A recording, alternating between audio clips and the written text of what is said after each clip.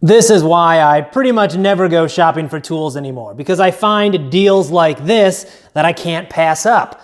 A couple days ago, I had a few minutes to kill, so I stopped in my local Habitat for Humanity Restore and found this USA-made Snap-on hard handle pick for $1, and I couldn't say no. Now, the tip of the pick is broken off there. I think it's actually still usable as is. However, I actually have other plans for it. I think the handle would be good for a custom handle ratchet project or maybe something else. So in this video, I'm going to show you how I remove screwdriver handles.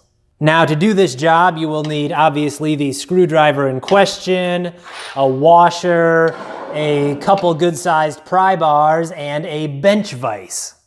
So first things first, take the screwdriver and find a washer that fits it pretty well and put the washer over the blade. You're doing this to prevent from prying directly on the screwdriver handle and maybe damaging it. Next up, put the screwdriver into the bench vise and tighten it down.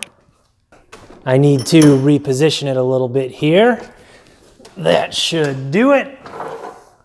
So here's what you're actually doing. You take the two pry bars, put them under the washer here, push up on both of them at the same time, and oh, it's already coming off.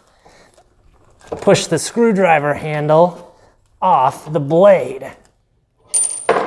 Let me reposition it here a little bit. It's hard to work around the camera here as I'm shooting.